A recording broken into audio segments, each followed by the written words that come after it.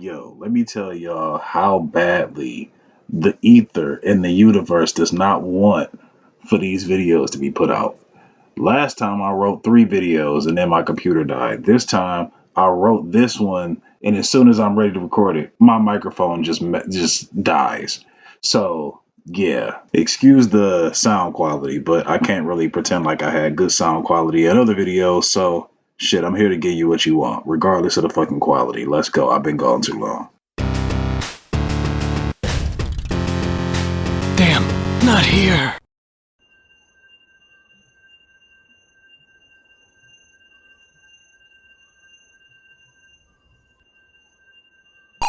What?!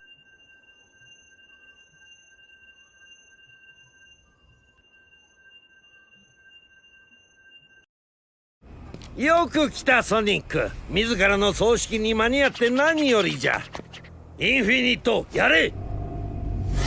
Infinite creates a null space dimension that is closed off from all other dimensions, and this nothing goes on forever, but it contains no spatial dimension. There's not really a floor there, just little particles of possibility disappearing along the way.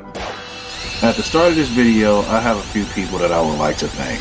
Wendy for translating the games from Japanese to English, the Fourth Snake for organizing Sonic's mess of a life, and you for staying on my ass about my promises. Now, I know the title sounds like some asinine clickbait BS, but I'm serious. Hear me out. Eggman says that with this, I won't even need to bother with the Master Emerald. Look out, Sonic, you'll never survive against the power of the Phantom Ruby. Remember now that this is just the prequel to the game when he says this. Now, what happens at the beginning of the game? He wins. So his first plan is a success. Sonic gets stronger within the next 6 months. The things that worked on him before no longer work on him anymore. So Eggman must adjust his plans to compensate. This could arguably be the proof we need, but it's not quite definitive enough. Let's look at some more clues. Okay, so Eggman actually got mad about the null space not being able to hold Sonic. Mind you, he went back to the drawing board for this plan. This was his end blow to Sonic. That's what it was supposed to be anyway. And pay attention to the fact that even when doing that, he never said that he expected Sonic to die, but he definitely didn't expect him to have the power to come back. Maybe he didn't have that power, maybe he really did need you, but then I thought on something. If this is the level of power that he was talking about, which shames the Master Emerald, it was created with a prototype Ruby. First, to get something out of the way, let me explain all the rubies in the story because it gets quite confusing. Alright, so Eggman has original Ruby. After noticing the extreme power levels, he decided to create multiple prototypes for testing. Eggman gives one of the few prototypes to Infinite for half the game. After a lot of testing, Eggman eventually creates the final prototype for Infinite, but still keeps the original for himself. But because the final prototype was already finished, Eggman disposed them. Luckily, the Avatar finds one of the prototypes and uses it for the upper hand. Long story short, Eggman has the original, Infinite has the final prototype, and the Avatar has the early prototype. The real Ruby is much more powerful than Infinite. In fact, it can arguably duplicate Infinite's powers by a few thousandfold. After doing this just once, he retreats from Sonic afterward, on his way to revitalize his plans a third time. So, continuing along, Sonic fights a recharged Infinite alongside you and you both beat him. Eggman shows up and says, I didn't think Infinite could be beaten, but this isn't over. Now, that is the 4th failed plan to get rid of Sonic. Now, after this, he's using his admitted trump card, the overclocked Ruby, the 5th and final plan. So, when it comes to fighting the Death Egg robot, you and Classic Sonic crack the outer shell, giving it 6 hits each. 12 hits total to crack that outer shell. Then, when Sonic actually gets involved, modern Sonic, he does 80% of the work, ranking in 48 hits, 6 from you, 6 from Classic Sonic. So if we're going to assume, right, we're going to assume that everybody has the same amount of power and did the same amount of work, right? This only stands to lowball Sonic, so it's fine. Given that, the final total of all of the hits would be 72 hits. Sonic's 48 plus Classic's hits plus your hits, you know. If we were to calculate that, Sonic did over 2/3 of the work. Literally one past the margin of 2/3 of the work, because 66.6%, yeah, you know how this works. I'll just leave that up for you. So Sonic's power level accounts for over 2/3 of the damage that the overclocked Phantom Ruby took, meaning you and Classic Sonic amount for 1/3 of the work between the two of you.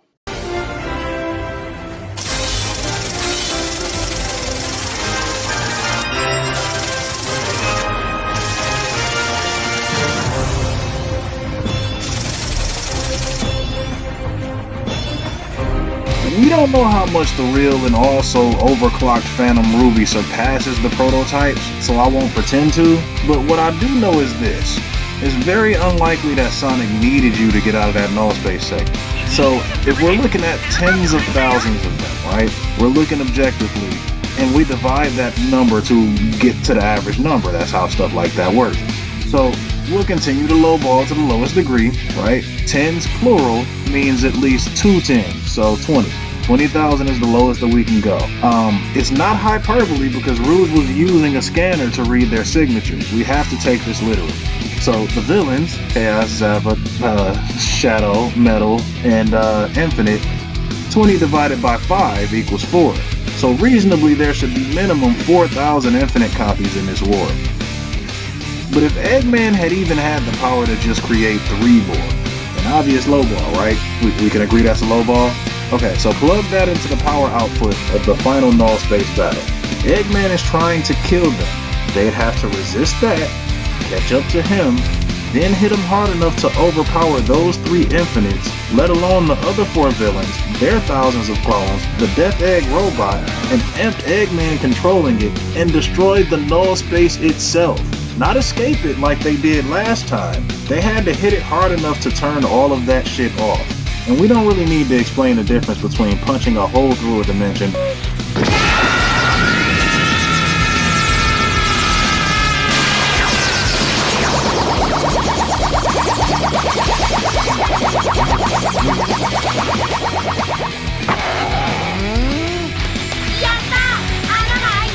and destroying it entirely.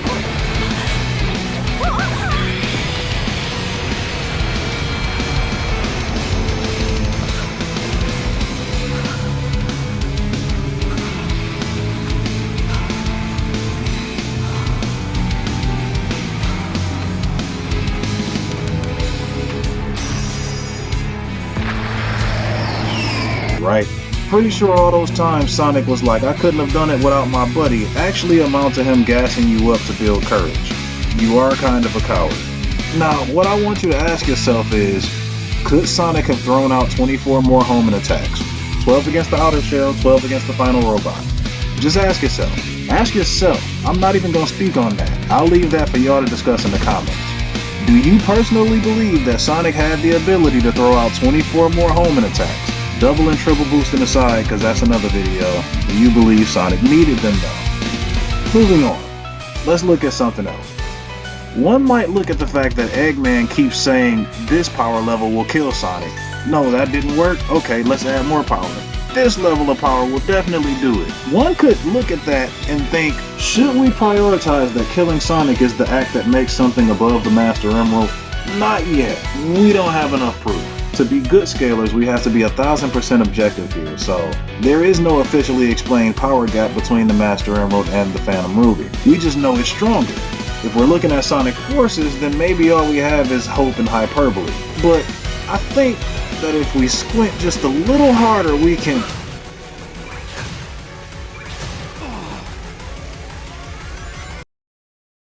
Oh.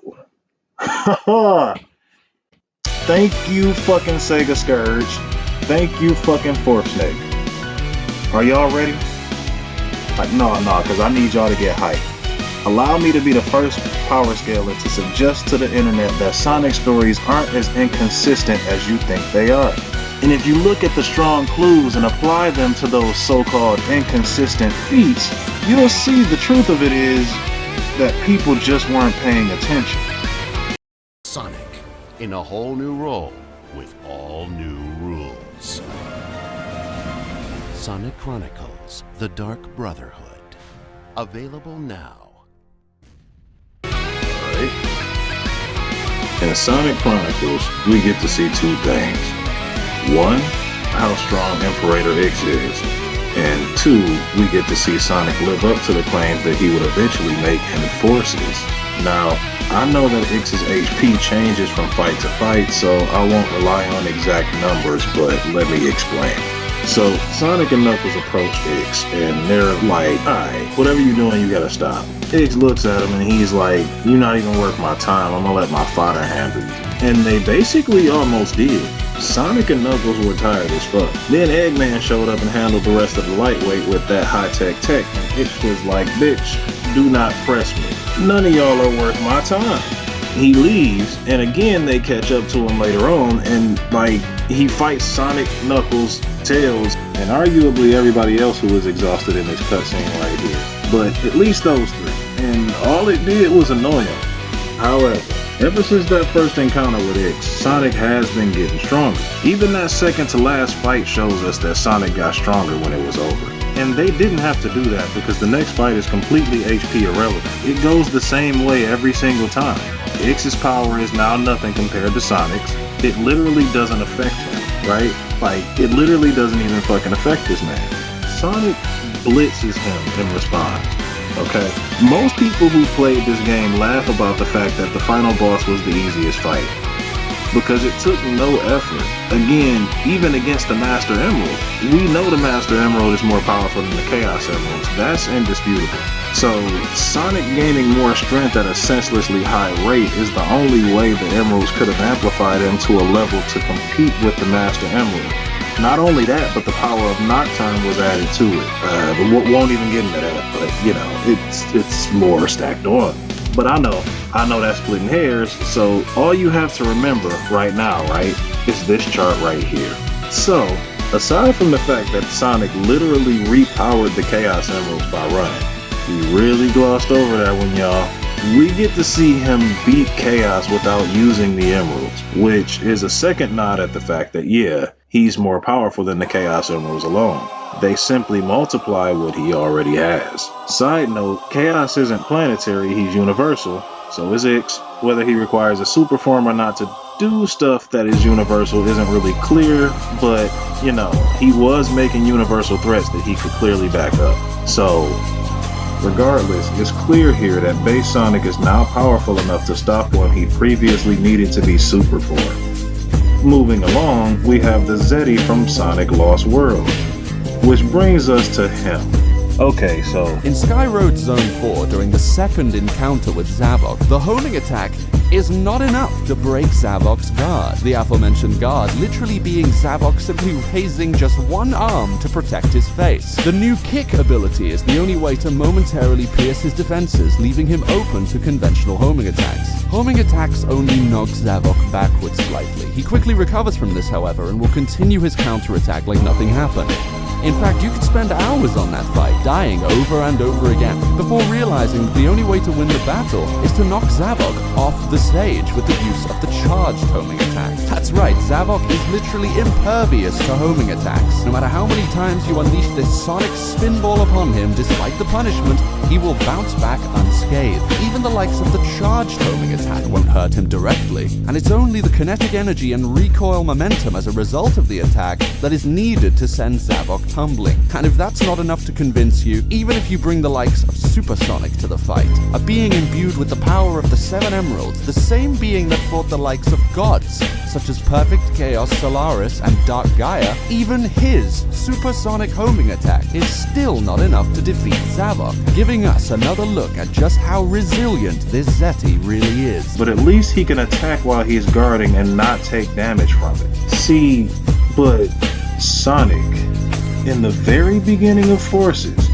we know he got stronger in the end, but this is the very beginning of Forces, was able to attack this man with his guard up and not feel pain.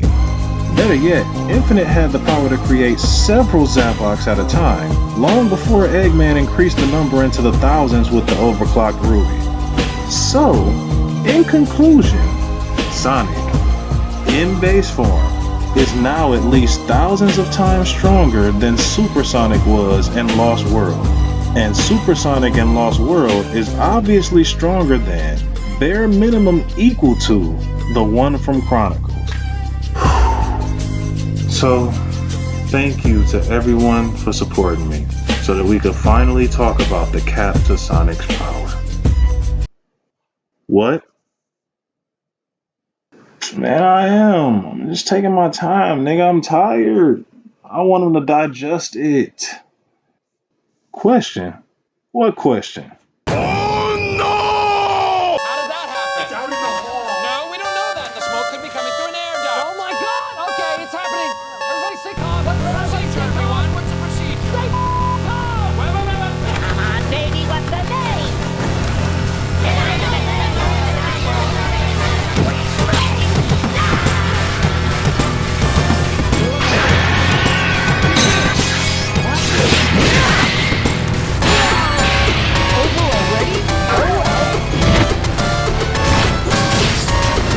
When that Super Saiyan Blue Kaioken is activated, being faster than hits time skip actually makes Sonic the one who's too slow. But for the Hedgehog, it takes all three of them combined to be one single universal.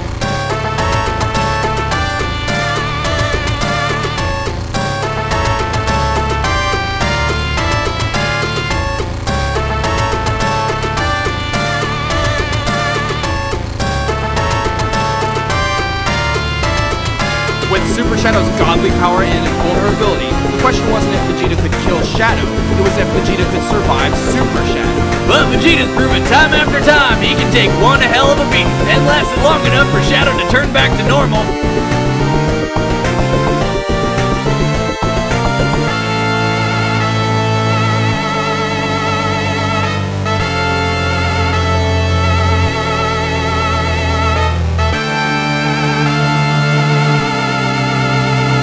Now I'll show you